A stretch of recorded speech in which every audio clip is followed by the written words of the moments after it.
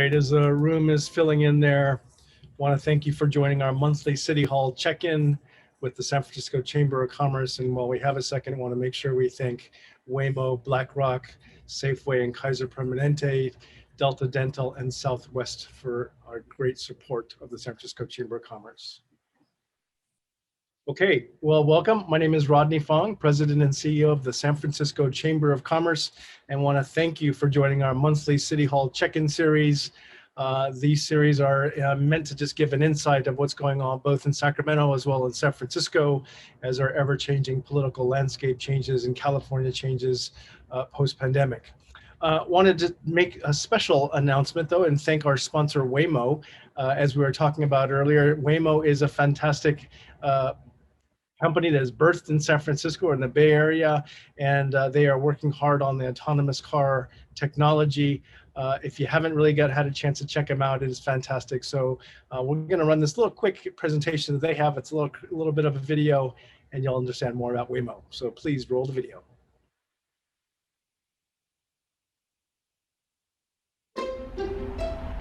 Say hello to Waymo, the world's most experienced driver. The Waymo driver is what we call our self-driving technology. It has over a decade of real-world experience and has driven millions of miles.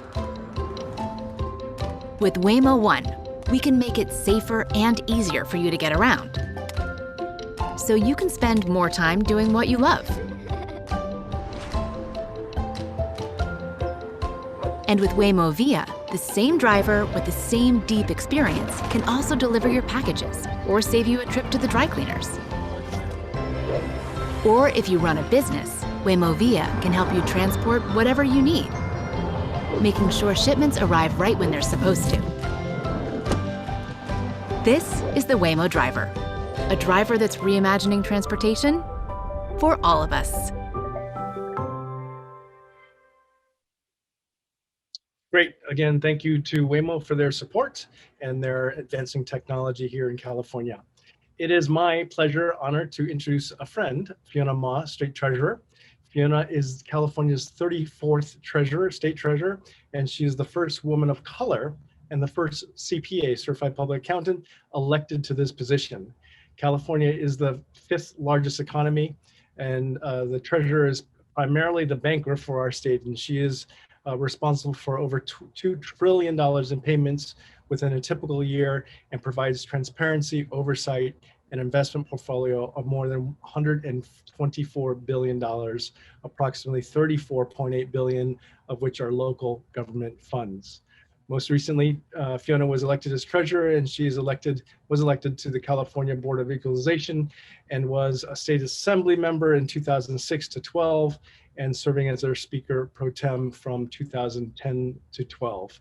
Prior to being speaker pro tem, as many of you know, she was an assembly majority whip and also served as a San Francisco Board of Supervisors, one of our own local heroes. I want to introduce with great pride, Treasurer Fiona Ma. Thank you. Thank you, Rodney. Can you hear me okay? Yes, we can hear you great. Okay, great. So thank you all for inviting me back to speak. And it's great to speak in my hometown and in Sacramento right now, but I still live in San Francisco with my father and our 2 rescues. So it's great to be here. A couple things about me. Some of you know that I started in San Francisco working for Ernst & Winnie in the real estate tax group, spent 5 years there, then left and became president of the Asian Business Association. And that was the first time I got involved in politics by going and lobbying San Francisco City Hall, went to Sacramento to testify, got involved in the 1995 White House Conference on Small Business to really advocate for more contracting opportunities for women and minority-owned businesses. And that slowly led to more activism. I got appointed to the Assessment Appeals Board as an alternate member. I heard both residential and commercial property tax appeal cases. I got a part-time job with Senator John Burton and worked in his district office for 2.5 years, handling all the fun issues, workers' compensation, State Board of Equalization, Franchise Tax Board, et cetera. and finally was able to run in 2002 for the San Francisco Board of Supervisors in the Sunset District, which back then District 4 was considered the Chinese seat. I won and was the only Asian American on the 11-member Board of Supervisors back in 2002 to 2006. So for some of you who remember, my first year was under Mayor Willie Brown, and then my next 3 years was under Governor Gavin Newsom. Then I got an opportunity to run for the state assembly in 2006 and became the majority whip for 4 years and speaker pro tem my last 2. Then I had forced retirement or term limits. So I sat out for 2 years and campaigned for the State Board of Equalization as your friendly tax collector for 4 years, made a lot of reforms when I became the chair the second year. And now I am going into my 3rd year as the state treasurer. As a state treasurer, it's been in the Constitution since 1849. My 3 main functions is taking in all of the revenues, taxes, fines, fees, interest, penalties, about $2.6 trillion a year. I invest the state's idle funds, as well as I invest for 22 local government units, and our portfolio is $134 billion today. And I also issue all of the general obligation and revenue bonds for the state, as well as the bonds for the UC and the CSU systems. So that's kind of in my day-to-day 3 divisions. And after Speaker Unruh became state treasurer, he said, wow, we have great resources here. We have money. Why don't we do a little bit more? And now today I chair 13 different boards and commissions that funds schools, hospitals, public transportation, green energy, advanced manufacturing. I also chair 3 savings programs, Scholarshare 529, Cal Savers, and Cal Able. And I sit on a dozen other boards where I am the voting member on the California Earthquake Authority, CalPERS, CalSTRS, CalHFA, iBank, and others. So anything that is happening in the state of California that requires money or resources, I am involved, or I could be involved if folks reach out to us. And also during this pandemic, we've really pivoted to creating real-time resource guides for small business, nonprofits, seniors, food relief, tax relief, and food access. And you can access those on my website, www.treasure.ca.gov. And I think Noah can put it in the chat box. And I also set up a designated email address, askfiona@treasure.ca.gov. And we fielded over 900 COVID-related questions, whether it's, hey, where's my unemployment check? Or I threw out the prepaid card, that I got from the federal government, or what's going on with this new restaurant grant program? I can't seem to access it. The website's down. So we really encourage folks to reach out to us, and Catherine Asprey has been doing a good job in responding and connecting people to answer their questions. So we also, affordable housing, I did want to talk about last week where I was in town to do the ribbon cutting for La Phoenix down on Mission Street. That is a collaboration between the Mission Neighborhood Development Corporation, as well as, I just lost the Bridge Housing. And so that has been an 8-year program, and it's great to see that affordable housing complex finally come to life in the Mission, created by folks who have been longtime residents in the Mission and that will serve low income and extremely low income families and residents in the Mission District. Working very closely with London Breed, the mayor, Sean Ellsburn, chief of staff, on various affordable housing projects here in San Francisco, especially. It's a little bit more expensive to create housing, takes a little bit more time, but we are really working hand in glove in trying to make those programs a reality. So I just look forward to being here and to talking to everyone today and answering any questions you may all have. So thank you, Rodney. Thank you, Fiona. We'll maybe wait for a couple of questions to come in the Q&A, but I just happened to go onto the resource page, and I'm just honestly amazed at the listings of resources, whether they're for small business, for individuals, for seniors. And if anybody on this call has a chance to check them out, they're listed by federal, state, nonprofit, philanthropic sources. So really great job in putting all that together. Thank you. Any thoughts in over this last year of how many more clicks those websites have received over the last year, the volume? Which ones? Your resource pages in Resource particular. guides? Yeah. Oh, that is a good question. Not by numbers, but just, I don't know. I mean, I've done about 200 webinars, and I always pitch my resource guide. So I'm sure quite a lot. And like I said, they're updating it every day. So as something falls off or is, oversubscribed, we take it off. And then when a new one comes on, we pop it up right away. And, hopefully people are logging on and utilizing the resources that are out there. Yeah. Okay, I've got one question in the Q&A, and I'll invite Emily to join us, but let me read this one. How well prepared financially were we for COVID? And what lessons have we learned about being prepared for another catastrophe in the future? Yeah, I mean, here at the Treasurer's Office, we were planning on a downturn in 2020.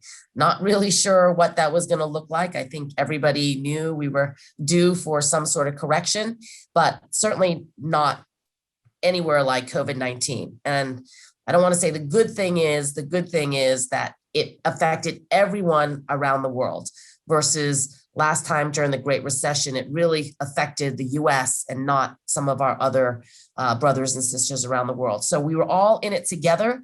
Unfortunately, we were all competing for PPE equipment early on and all of that. So I think the lesson learned is, number one, we need to be better prepared, right? We need to make sure that here in the state of California, we have enough folks that are manufacturing PPE. I know that there are now medical institutions that want to make sure we're producing our own pharmaceuticals, because most of the vaccines were coming from overseas and even being shipped or manufactured on the East Coast. And there was a snowstorm. We were waiting for a shipment. We couldn't get it. And so that really put at the forefront of my mind is that we need to make sure that California is a little more self-sufficient and ready to go in case another pandemic happens. Mm-hmm. Just quickly following up on that, I think from whatever size business organization you were in COVID, we all realized that cash was king, and to be able to ride out a year on cash. And I think San Francisco's budget really dipped into its reserve. And I think part of that last question from someone in the audience is hopefully that all state and counties and local governments begin to realize that those emergency funds are really important for emergencies, and not to be too much of a downer, but we could easily have two disasters on top of each other, a wildfire on top of COVID or an earthquake on top of a wildfire. So it's important to have that cash there. Yeah, and we thank Governor Jerry Brown. When he left office, he really did pay down the wall of debt and put in as much money. I think we had like $26 billion in our rainy day fund. And because of that, the credit rating agencies upgraded us my first year and did not downgrade us even during the pandemic, unlike other states that weren't as prepared. But we did dip into our rainy day fund. We still have not backfilled a lot of cuts that happened in the last fiscal year, even though our revenues are coming in higher than expected. So we still are, managing our cash flow and trying to get back to our pre-pandemic levels. Great. Emily Abraham, thanks for joining us, our Interim Director of Public Policy. And I think you have some questions from our very engaged, active audience. Yeah, thanks so much, Rodney. And it's great to have you, Treasurer. As you mentioned, that your office has some small business resources. Would you mind, someone from the audience is asking for kind of an overview of programs you're currently offering or maybe looking to offer? Yes, so a lot of the programs that the state has offered has come from the federal government, but also some of the resources, the extra revenues that we have had. So again, things change. I mean, I just posted a restaurant opportunity 2 weeks ago, and someone asked me about it today, and I said, well, it already closed because it was only open for 5 days. So I would just really encourage folks. I post everything on Twitter at Fiona Ma.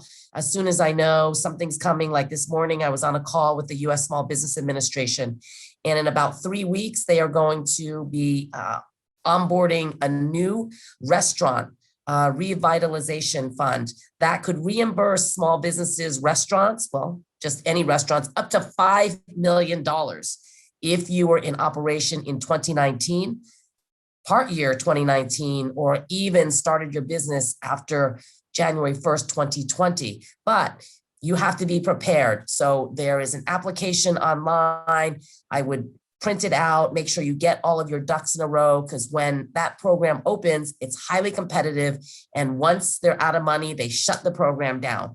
So making sure that we reach out to our smallest business owners that aren't as sophisticated, that don't have, fancy lobbyists or, CPAs and attorneys who are watching out for them is really a challenge for us. And we're trying to figure out how best to reach out to those small mom and pop immigrant owned restaurants, because they're the ones that are really losing out on all these opportunities that are being presented.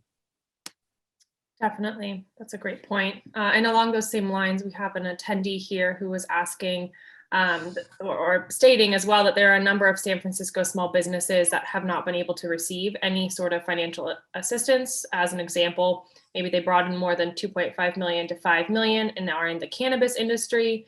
Will there be any state assistance available to them in this recovery process? Yeah, so unfortunately, the cannabis industry is still listed as a Schedule I drug. We're hoping with the Biden-Harris administration that we are going to see some changes. I, in particular, have been advocating for banking access for the cannabis industry, because having that much cash in your home or your business is just not safe. Plus, as an accountant, I can't audit cash. So dual purposes, but stay tuned. There are about a dozen banks that are accepting cannabis clients.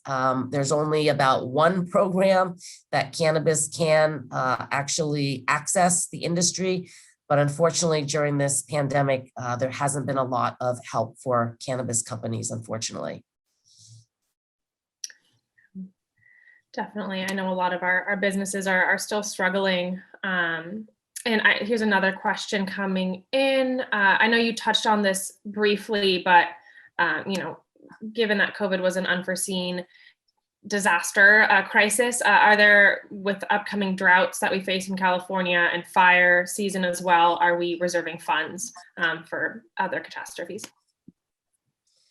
Yeah, so the governor issued his budget on January 10th for the May revise. So we have another revision coming out in May, but that has been top of mind for Governor Gavin Newsom is fire prevention, mitigation, putting more money into fire, suppression when it happens, and just better coordination. Now that we have someone in the White House who is going to be a friend and an ally and not blame California for all of the federal land that we have. I think 40% of California's land is federal property. So the federal government has a role as well to make sure that they're cleaning, their property as well. And then we do our share with the rest of the land, but we also have to cover fires that happen on federal land. My husband is a firefighter in Ventura. Last year, he was on 5 of the 6 major wildfires that happened on federal land. So it has to be a partnership. We cannot be blaming each other and pointing the finger and trying to, claw back funding that is available to assist residents during those times. So we are very, very hopeful that we will have a better, a better working relationship with the federal government moving forward over the next couple of years. Definitely. I think we all hope for that. As a larger question, I guess, how well poised do you think we are or positioned for recovery in California and San Francisco? I know right now, San Francisco, we are in the orange tier looking at going towards the yellow. Some of our San Francisco data dashboard, our data is showing that consumer spending is going up, seated diners are increasing. So we're cautiously optimistic for kind of this rebound, but would love to hear your perspective. Yeah, so as many of you know, California or San Francisco was the first to shut down and the last to really open up. But I think for us, many of the residents are safe. We probably had less deaths because we are hypersensitive to, wearing our mask and staying at home. I live with my father who's 85 and he did not go out.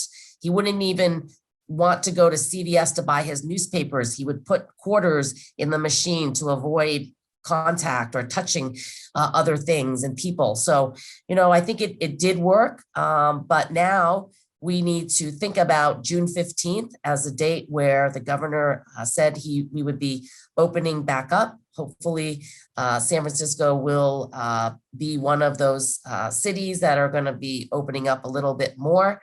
But I also appreciate having all of the outdoor eating facilities. That has given restaurants an opportunity at least to survive a little bit, right? Having the outdoor space. And I hope that we will continue to keep those in place for the next couple of years until we get back to some sort of normal. But that has been a lifesaver, I know, for a lot of restaurants in particular to have those options available. And I thank Mayor London Breed and the supervisors for really encouraging it and also continuing to promote it. I think Scott Wiener has a bill to allow those type of services, programs to be continue post-pandemic.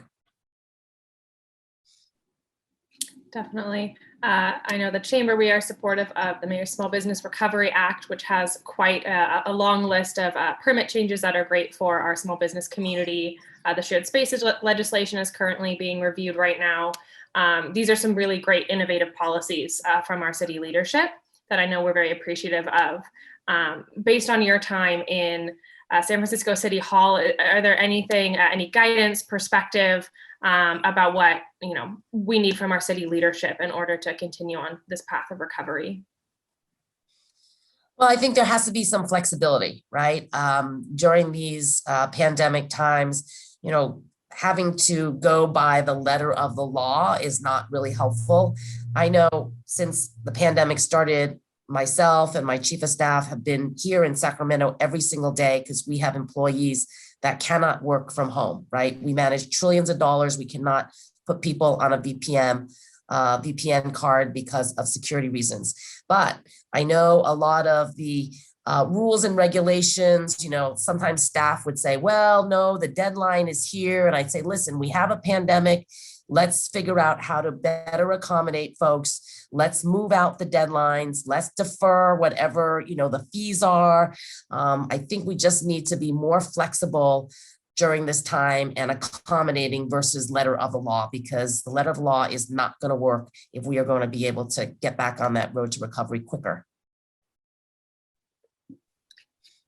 And along those lines, are there any other counties or cities you're seeing in California doing anything different from San Francisco that you've seen financial success in? I think each county and city are doing something different depending on where they are in the tiers, what their Department of Public Health says. But I do really think that having the flexibility to eat outside, to be able to let small business owners also open during the time. During the pandemic, I get that Safeway and Costco and Target were all open, but our small business owners offer the same type of products and services, and they were not able to open. Yet they have to still pay their rent or their mortgage. And that is really the unleveling of the playing field, which I feel awful about, is some of our commercial, small business owners not able to get any type of assistance for like rent abatement. Really. Rodney, do you have any questions at all to ask the treasurer? And I'll also do a call out to our audience as well. Please don't be shy. This is some valuable time we have with our treasurer. So if you have any questions, I think any topic is probably a safe bet. So dump them in the chat. No, thank you, Fiona. You bring up so many, interesting points about the equality of opening businesses and rebates or abatements. Small businesses, the backbone of California, and we need to protect those. You're also in combining your points about us being lenient and not necessarily sticking to every single letter of the law. We will need creativity here in California to rebound, to bounce back. And so we need to unleash that kind of creativity. We see in San Francisco, as you know, some of the spaces that were least restrictive have gotten the furthest in technology and in science and in Airbnb and these places where they're able to push the boundaries. And of course, we want everyone to act fairly and pay their fair share, but that creativity needs to get unleashed for us to make it to the next chapter. Yep. I don't have any other questions. I really appreciate your time with us, Treasurer Ma. I feel personally great comfort knowing that you are up there in Sacramento representing all of us and keeping an eye on things. And you are so well versed in so many things outside of your treasurer responsibilities. It's very, very impressive. So want to thank you and ask you if there's any kind of closing remarks or anything you want to steer our attendees to, if there's anything. Are all the golf courses open now, Rodney? All the golf courses are open, yes. Okay, We've been tracking that very closely, yes. Okay, so this restaurant program that's coming up, I know the golf courses all have restaurants. Maybe you can help me get that message out because they really have to prepare early. It's going to be super competitive. And once that portal opens, the money's going to go fast. But I was just thinking about golf courses because I know you're a big golfer and just came to mind that I haven't reached out to a lot of the golf courses lately. So maybe you can help me. All right. We want all the restaurants to take advantage of that, but yes, we will investigate the restaurants on the golf courses. Thank you. With that, I want to thank you very much for joining us and thank you for joining the San Francisco Chamber of Commerce City Hall check-in. Again, thank our sponsors, Kaiser Permanente, Waymo, Safeway, BlackRock, and Delta Dental and Southwest Airlines. A couple of things just to remember going forward. We have a busy summer here for you. Chamber of Commerce webinar coming up, an executive coffee break on the 29th. Small Business Week, as all you know, Small Business Week is a national week, but here in San Francisco, we are taking great ownership with it in May 3rd through 7th. June 3rd, we have another executive coffee break, City Beat Breakfast. That's our big annual meeting, June 24th. Please attend that. That'll be fantastic. And some more chamber mixers. We're going to start hopefully in the late summer, early fall, starting to do some very small, safe and curated in-person events, hopefully. So let's get to that June 15th date. Stay safe, get vaccinated, and we'll see you next time.